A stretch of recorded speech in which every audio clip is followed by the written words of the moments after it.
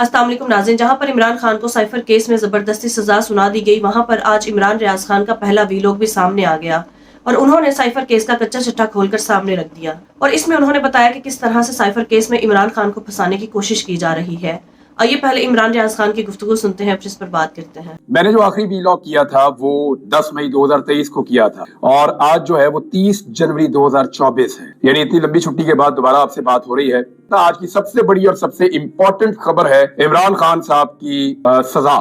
इमरान खान और शाह महमूद कुरैशी, जिनमें एक साबिक वजीर आजम है और एक साबिक वजीर खारजा है, उन दोनों को 10-10 साल की सजा दे दी गई है। और एक्चुअली ये खबर पूरी दुनिया के अखबार में अब छप रही है। मेरे सामने बहुत सारे अखबार खुले हुए हैं। ये इंटरनेशनल मीडिया है, वॉशिंगटन पोस्ट हो, द गार्डियन हो या द टाइम मैगजीन हो, बाकी मैगजीन हो, आलमी जितने जरीदे हैं, अल जजीरा है, वहां पे इसको छपा है, BBC, CNN सबने इसको रिपोर्ट किया है। ये एक बहुत बड़ी खबर है, आलमी सतह पे इसको उठाया गया है। तो आप अंदाजा कर लीजिए कि आलमी सतह की खबर है।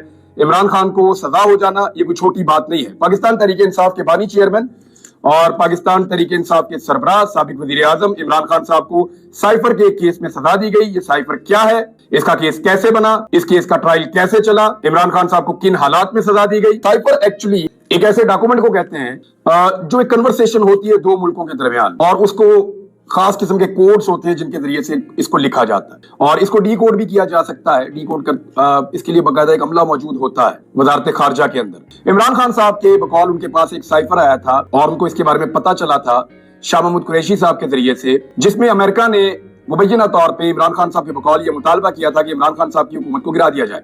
नंबर 1 ये बात की गई थी। नंबर 2 ये बात की गई थी कि जो ताल्लुकात रूस के साथ इमरान खान साहब के बन रहे हैं उस पर एक एतराज था। और नंबर 3 ये था कि अगर इमरान खान की हुकूमत नहीं गिरती एक तहरीक अदम एतमाद के नतीजे में, तो फिर पाकिस्तान को उसके नताइज भुगतना पड़ेंगे। ये जो चीज है ये इमरान खान साहब ने सामने रखी थी पाकिस्तान के अवाम के। पहली मरतबा साइफर को सामने लाया गया था 27 मार्च 2022 को। इमरान खान की हुकूमत के खिलाफ जो तहरीक अदम एतमाद पेश की गई थी वो मार्च के दूसरे हफ्ते में पेश की गई थी, यानी 8 मार्च को वो तहरीक अदम एतमाद जो है उसको जमा करवाया गया था। और उसके बाद 10 अप्रैल को इमरान खान साहब को घर भेज दिया गया था, उनकी हुकूमत खत्म हो गई थी। इमरान खान साहब ने ये कहा था कि ये साइफर एक रीजन बना है और मुझे एक साजिश के तहत निकाला गया है। अच्छा, इस साइफर में हुआ क्या क्या? एक तो इमरान खान साहब ने पब्लिकली इसके बारे में बताया पहले। दूसरा, इमरान खान साहब ने इसके ऊपर एक नेशनल सिक्योरिटी कमेटी की मीटिंग भी बुलाई और उस नेशनल सिक्योरिटी कमेटी की जो मीटिंग है उसमें लाजमन पाकिस्तान की अहम इदारों के सरबराहान और पाकिस्तान की जो पॉलिटिकल एलीट है या कैबिनेट के लोग हैं, प्राइम मिनिस्टर समेत, वो सब बैठते हैं। तो उस पे अमेरिका को डिमार्श किया गया था, यानी अमेरिका से एहतजाज किया गया था कि हमारे अंदरूनी मामले में ये एक ब्लेटेंट इंटरफेरेंस है, एक मुदाखलत है पाकिस्तान के अंदरूनी मामले में। तो उस पे फिर एक डिमार्च किया गया था, यानी पाकिस्तान ने उसके ऊपर एक एहतजाज किया था, पाकिस्तान में भी और वाशिंगटन में भी। उसके बाद एक हुकूमत और आई, इमरान खान साहब की हुकूमत खत्म हो गई, शहबाज शरीफ साहब की हुकूमत आ गई और उन्होंने ये जरूर कहा कि ये साजिश नहीं है। यानी दोबारा जब नेशनल सिक्योरिटी कमेटी बैठी तो उन्होंने कहा ये साजिश नहीं है, लेकिन उन्होंने भी इसको अंदरूनी मामले में मुदाखलत करार दिया था। कहानी ये बनती है कि इमरान खान साहब के बकौल अमेरिका पाकिस्तान के अंदरूनी मामले में मुदाखलत कर रहा है और इस बात को PDM की जो हुकूमत बनी थी उसने भी आकर सेकंड कर दिया था कि ये मुदाखलत तो है। अब इमरान खान साहब कहते हैं कि ये मुदाखलत एक साजिश है, लेकिन जो PDM की हुकूमत थी वो कहती है साजिश नहीं है। फिर साइफर के बारे में अजीब अजीब कहानियां चलना शुरू हुई। कुछ लोगों ने ये कहा, सियासी लोगों ने, कि ये तो खाली सफा था, इमरान खान ने लहरा दिया। कुछ लोगों ने कहा था साइफर का वजूद ही नहीं है। कुछ लोगों ने कहा कि ये झूठ बोल रहे हैं, ऐसा कोई खत आया ही नहीं, ऐसा कोई साइफर आया ही नहीं। यानी हर आदमी ने अपनी अपनी जबान बोली, लेकिन अब उसी एक चीज के ऊपर जिसको सारे डिनाई कर रहे थे, इमरान खान साहब को और शाह महमूद कुरैशी को 10 साल की सजा सुनाई गई है। अब आप जरा ये देख लें कि इमरान खान साहब ने इसके बाद एक मौकिफ दिया है। मैं इमरान खान साहब का मौकिफ आपको बताता हूँ। 342 का एक बयान है जो रिकॉर्ड करवाया आखिर में इमरान खान साहब ने सजा वाले दिन, यानी आज के दिन, मंगल के रोज। तो इमरान खान साहब ने कहा, बताना चाहता हूँ कि असल साजिश कैसे हुई। और उन्होंने कहा कि वज़ीर आज़म ऑफिस की सिक्योरिटी की जिम्मेदारी मिलिट्री सेक्रेटरी की होती है। साइफर मेरे ऑफिस में था। प्रिंसिपल सेक्रेटरी और मिलिट्री सेक्रेटरी के पास किसी भी दस्तावेज की सिक्योरिटी की जिम्मेदारी होती है। 3.5 साल के दौरान बतौर वज़ीर आज़म सिर्फ एक दस्तावेज गायब हुई जो साइफर था। साइफर की गुमशुदगी पर मैंने मिलिट्री सेक्रेटरी ब्रिगेडियर अहमद साहब से पूछा इसकी इंक्वायरी करें, और उसके बाद उन्होंने कहा, इमरान खान साहब ने इसमें साबिक आर्मी चीफ जनरल बाजवा पर इल्जाम भी लगाया और उन्होंने कहा कि जनरल बाजवा साइफर मामले से डरे हुए थे। और ब्रिगेडियर अहमद मेरे पास आए और उन्होंने कहा कि इंक्वायरी की है, साइफर का कोई सबूत नहीं मिला। 2 करोड़ 30 लाख वोटों से मुंतखब वजीर आजम को निकाला गया। इतने वोट इमरान खान साहब ने कहा कि मैंने लिए थे और मुझे निकाल दिया गया। इस साजिश में इमरान खान साहब के बकौल वो कह रहे हैं कि साबिक आर्मी चीफ जनरल बाजवा और डोनाल्ड लू शामिल थे। कोई भी वज़ीर आज़म होता तो इस साजिश के खिलाफ अवाम में चला जाता। मैंने भी वही किया। और उसके बाद उन्होंने कहा कि शहबाज शरीफ और नवाज शरीफ जो हैं उनको फिर लाया गया, उनकी हुकूमत बनाई गई, हुसैन हक्कानी को हायर किया गया। हुसैन हक्कानी ने हमेशा अमेरिका में पाकिस्तान के खिलाफ लॉबिंग की है, पाकिस्तान आर्मी के खिलाफ लॉबिंग की है। मेमो गेट स्कैंडल में आसिफ अली जरदारी को रेस्क्यू किया था। मुझे गिराने के लिए हुसैन हक्कानी ने अमेरिकी हुकूमत से लॉबिंग की। मेरी हुकूमत गिराने के लिए हुसैन हक्कानी को $35,000 दिए गए। हुसैन हक्कानी से एक ट्वीट करवाई गई कि इमरान खान अमेरिका के खिलाफ है, जबकि उस वक्त के आर्मी चीफ जनरल बाजवा अमेरिकी हामी हैं। हुसैन हक्कानी ने जनरल बाजवा के कहने पर मेरे खिलाफ लॉबिंग की है, ये इमरान खान साहब ने इल्जाम लगाया। और उन्होंने कहा कि उसके बाद हमारे इत्तेहादियों को तोड़ा गया। और उसके बाद इमरान खान साहब ने कहा मैंने जनरल बाजवा से राब्ता किया और उनको आगाह किया। उन्होंने कहा ऐसा कोई मंसूबा नहीं है और मैंने उनको ये आगाह किया कि ये सब कुछ किया जा रहा है। यानी इमरान खान साहब ने उस वक्त क्योंकि वो उस वक्त वज़ीर आज़म थे तो उनके बकौल वो राब्ते में थे। फिर उसके बाद असद उमर, शाह महमूद कुरैशी और परवेज खटक शामिल थे। एक कमेटी भी बनाई गई, इमरान खान साहब ने कहा। लेकिन इमरान खान साहब के बकौल उनको एक धमकी दी गई कि 12 साल के लिए अंदर कर दिया जाएगा उनको। और ये धमकी उनके बकौल और शाह महमूद कुरैशी साहब ने ये वहां पे इस ट्रायल के दौरान क्लेम किया कि ये धमकी जो है, और ये रिपोर्ट भी हुई है, सोशल मीडिया पे भी रिपोर्ट हुई है। और मुझे क्योंकि जर्नलिस्ट हैं, क्रेडिबल जर्नलिस्ट हैं, वो ये बात कर रहे हैं तो मैं आपको ये बात सुना देता हूँ। उन्होंने कहा जी कि जनरल बाजवा ने मुझे धमकी दी थी कि अपनी सिमत दुरुस्त करो वरना 12 साल के लिए अंदर चले जाओगे। अच्छा, उसके बाद जी वो कह रहे हैं कि रूस के दौरे से कबल मेरी जनरल साहब से बात हुई थी। ये दौरा बहुत अहमियत का हामिल था। जनरल साहब ने मुझे यकीन दिलाया कि रूस से दौरे से मुताल्लिक तमाम कमांडर से बात हुई है। 3 दिन बाद जब रूस से वापस आया तो शाह महमूद कुरैशी ने मुझे साइफर के पैगाम से आगाह कर दिया। मेरे लिए हैरान कुन बात थी। अच्छा, अब ये सारी वही चीज है जो इमरान खान साहब पहले बताते रहे। अब आ जाए आप इस बात के ऊपर कि 22 और 23 मार्च को इस्लामाबाद में OIC कॉन्फ्रेंस थी। OIC कॉन्फ्रेंस खत्म होने पर मैंने अवाम को साइफर के बारे में बताने का फैसला किया। और अब बात वहीं आ जाती है जहां पे इमरान खान साहब ने पब्लिक को पब्लिकली बताया कि एक धमकी आई है। उस वक्त इमरान खान साहब ने मुल्क का नाम नहीं लिया था गालिबन। उन्होंने कहा था एक धमकी आई है और मेरी हुकूमत गिराने के लिए एक साजिश की जा रही है। ये इमरान खान साहब का जो है वो एक क्लेम था। अच्छा, इमरान खान साहब ने कहा कि मैं अवाम के पास जाना चाहता हूं। इस वक्त मईशत डूब रही थी, महंगाई रिकॉर्ड 38% पर थी, ग्रोथ रेट 6.17% से गिरकर मनफी में चली गई। ये इमरान खान साहब की हुकूमत गिरने के बाद मईशत के साथ क्या हुआ, इस पे हम एक अलग वीलॉग करेंगे। भारत इमरान खान साहब को 10 साल की सजा सुना दी गई है। ये सजा किस तरीके से सुनाई गई?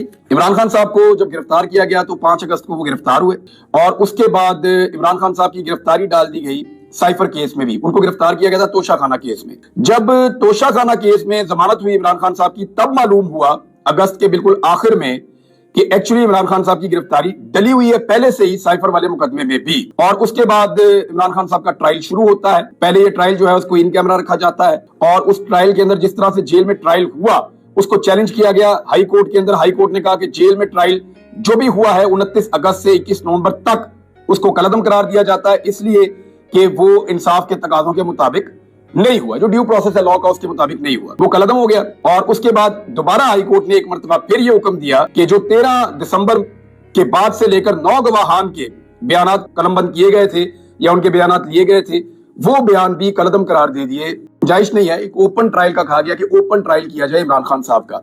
अब शुरू होता है ओपन ट्रायल। अब आ जाए उस टाइमलाइन की तरफ, इस केस को कितनी उजलत में और किस तरीके से चलाया गया। नंबर 1 तो यह है कि इमरान खान साहब के वकला की ताखीर की वजह से मामला आगे रुका हुआ था और उस पे जो जज साहब थे, जज साहब ने यह किया, जज अबुल हसनात साहब, उन्होंने ये किया कि मौका दे दिया सरकारी वकला को कि वो इमरान खान साहब का डिफेंस करें।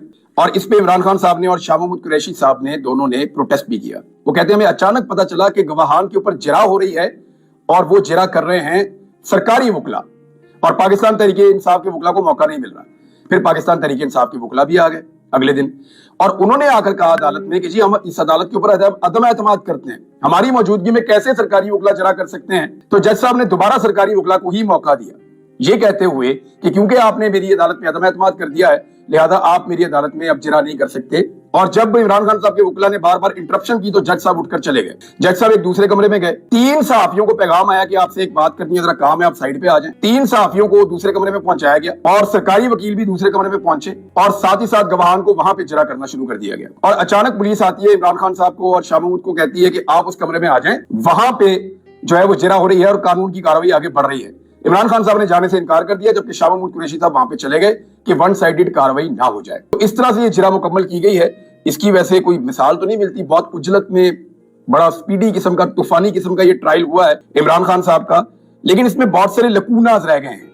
میں نے جن قانونی ماہرین سے بات کی یا میں نے جن رپورٹر سے بات کی، ان کے مطابق اس میں اتنے زیادہ قانونی حکم ہیں کہ اس کیس کے اندر عمران خان کو یہ سزا ہے یہ فوری طور پہ منسوخ ہو جائے گی، معطل ہو جائے گی۔ اور جو آئینی ماہرین ہیں، قانونی ماہرین ہیں، جب میں نے ان سے بات کی، انہوں نے کہا کہ یہ جو جج صاحب ہیں نا، انہوں نے عمران خان صاحب پہ بہت بڑا احسان کیا ہے۔ انہوں نے کہا یہ احسان ایسے کیا ہے کہ اتنی کمزور سزا دی ہے اور اتنی غلطیاں چھوڑ دی اس بنیادی مقدمے میں کہ یہ جب بھی کسی فورم پہ جائے گا یہ اڑ جائے گا، یعنی یہ بچے گا ہی نہیں، یہ رہے گا ہی نہیں۔ پاکستان تحریک انصاف نے فوری طور پہ اپنے تمام کارکنوں کو پرامن رہنے کی ہدایت جاری کی ہے۔ انہوں نے ہر قسم کے احتجاج سے گریز کرنے کا کہا ہے اور انہوں نے کہا ہے کہ آپ پورا کا پورا فوکس رکھیں 8 فروری کو انتخابات میں ووٹ ڈالنے پر، یعنی کسی بھی سانے سے بچنے کے لیے بہتر یہ ہے کہ کارکن اپنے گھر میں رہیں اور اپنی آواز اٹھائیں اور ووٹ کے ذریعے سے اپنا حق استعمال کریں۔